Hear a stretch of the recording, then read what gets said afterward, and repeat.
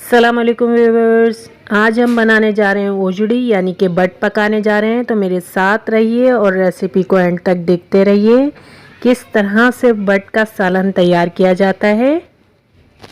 सालन ना कि सिर्फ सालन बल्कि लजीज तरीन सालन ओजड़ी का या बट का किस तरह तैयार करते हैं। तो मेरे साथ वीडियो को एंड तक देखते रहें। बट का सालन बनाने के लिए हमें चाहिए बट यानी कि ओजड़ी हमें चाहिए। यहाँ पर मैंने ली है 1.5 किलो और ये बड़े की बट है।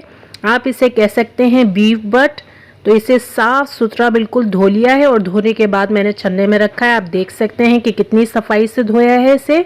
इसी तरह इसे साफ़ सुथरा सादे पानी से बिल्कुल बहुत अच्छी तरह धो लेना है और धोने के बाद इसे इसी तरह छलने में रखना है। यहाँ पर एक पतीले में मैंने पानी लिया है जो कि खासी तादाद में है। इसमें 1 अदद बादियान का फूल और 1 अदद लौंग हम इसमें डाल देंगे। इस पानी से अब हमें दोबारा से बट को धोना है। तो पानी की क्वांटिटी ज़्यादा रखनी है, इतनी रखनी है यानी कि बट जो है इसके अंदर अच्छी तरह डूब जाए, इतनी पानी की क्वांटिटी होनी चाहिए। तो यहाँ पर आप देख सकते हैं कि सारी बट मैंने इसमें डाल दी है जो छलने में धुली हुई रखी थी और आप देख सकते हैं कि पानी ऊपर तक आ रहा है। अब मैं इसे डिम आंच पर एक बॉयल आने तक चूल्हे पर रखकर पकाऊंगी। और यहाँ पर मैंने इसे चूल्हे पे चढ़ा दिया है और आप देख सकते हैं कि ये थोड़ी देर पक चुकी है। अभी बॉयल पूरी तरह नहीं आया है तो चमचे की मदद से इसे चला देंगे, ऊपर नीचे कर देंगे और पूरा बॉयल आने तक इसे पकाएंगे। और यहाँ पर आप देख सकते हैं कि पूरा बॉयल इसमें आ गया है। अब मुझे मज़ीद इससे ज़्यादा बिल्कुल नहीं पकाना है तो मैं इसका चूल्हा बिल्कुल बंद कर दूँगी।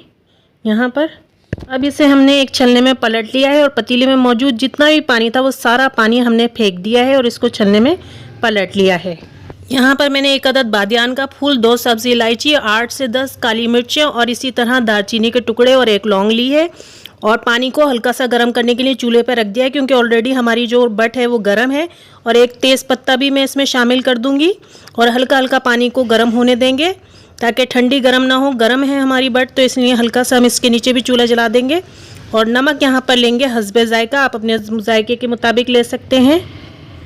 अब यहाँ पर इस गर्म पानी में मैंने लिया है 1 टेबल स्पून लाल मिर्च पाउडर, आप देख सकते हैं 1 टेबल स्पून लिया है। और साथ ही 2 टेबल स्पून भी लाल मिर्च पाउडर लिया है यानी कि 2 टेबल स्पून लाल मिर्च पाउडर मैंने इस पानी में शामिल कर दिया है। अच्छी तरह मिला देंगे इसे। और यहाँ पर मैंने लिया है 1/2 टेबल स्पून जिंजर पाउडर, जब बल्कि ये 1/2 टेबल स्पून से थोड़ा ऊपर ही है, इसे भी इस पानी में शामिल कर देंगे। साथ ही इस पानी को गर्म भी होने देंगे डिम आंच पर। 1 टेबल स्पून यहाँ गार्लिक पाउडर ले रही हूँ मैं, आप देख सकते हैं। आप अदरक लहसुन का पेस्ट भी शामिल कर सकते हैं। मैंने यहाँ पाउडर फॉर्म में लिए हैं दोनों चीज़ें, लेकिन आप चाहें तो पेस्ट फॉर्म में भी लेकर इसमें शामिल कर सकते हैं। साथ ही चमचे की मदद से मिला देंगे। और यहाँ पर 1 टेबल स्पून धनिया पाउडर लिया है मैंने, 1 टेबल स्पून धनिया पाउडर ले रही हूँ। 1/2 टेबल स्पून मैंने यहाँ पर लिए हल्दी और इन तमाम चीज़ों को भी इसमें मिला देंगे। तमाम मसालों को अच्छी तरह पानी में मिला देंगे और साथ ही गर्म होने देंगे। अब हम छलने में से जो हमने छलने में बट रखी हुई थी वो बट अब हम इसमें पानी में शामिल कर देंगे। याद रहे बट हमने बिल्कुल गर्म पानी से धोई थी, इसीलिए इसको गर्म पानी में ही चढ़ा रहे हैं। इसी तरह गर्म पानी में तमाम बट डाल देंगे और इसे डिम आंच पर ढकना कवर कर गलने देंगे। बट में किसी किस्म का भी आप ठंडा पानी कोई शामिल नहीं करेंगे ताकि ये अकड़े नहीं बल्कि आसानी से गल जाए।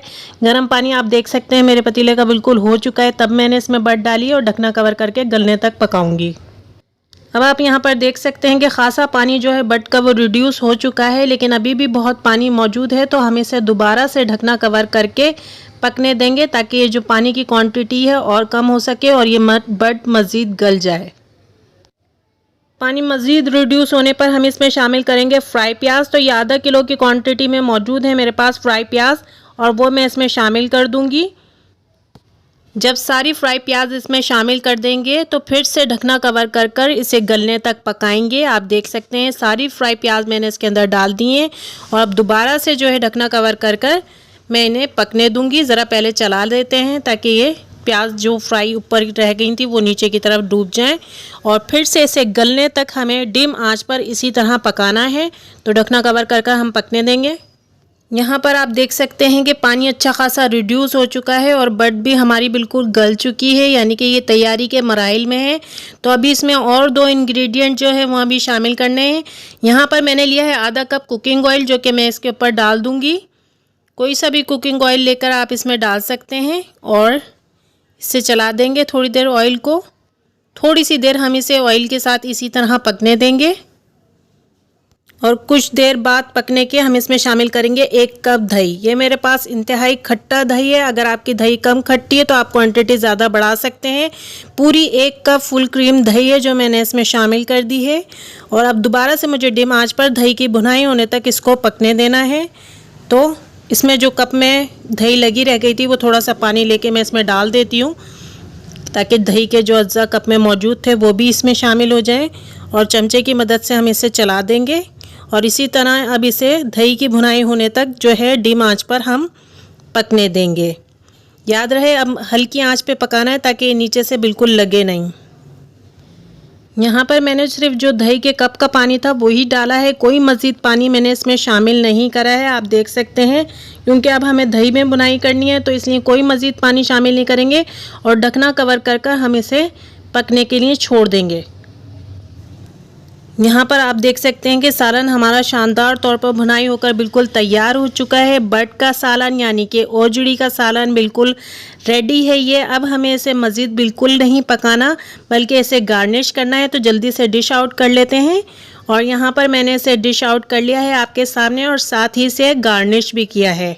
गार्निश करने में मैंने यहाँ पर 2 तरह की हरी मिर्चें ली हैं। एक तो बड़ी हरी मिर्चें ली हैं और छोटी हरी मिर्चें भी हैं जो बारीक कट करके मैंने इसमें डाली हैं और साथ ही हरा धनिया भी बारीक कट करके मैंने इसमें डाला है। तो शानदार सा ओजड़ी का सालन एंजॉय कीजिए इसी रेसिपी को इसी तरह फॉलो करते हुए। उम्मीद है आपको मेरी रेसिपी पसंद आई होगी। अगर मेरी रेसिपी अच्छी लगी तो इसे लाइक कीजिए, शेयर कीजिए और कमेंट्स में अपनी राय का इज़हार ज़रूर कीजिए। Thanks for watching. Thank you.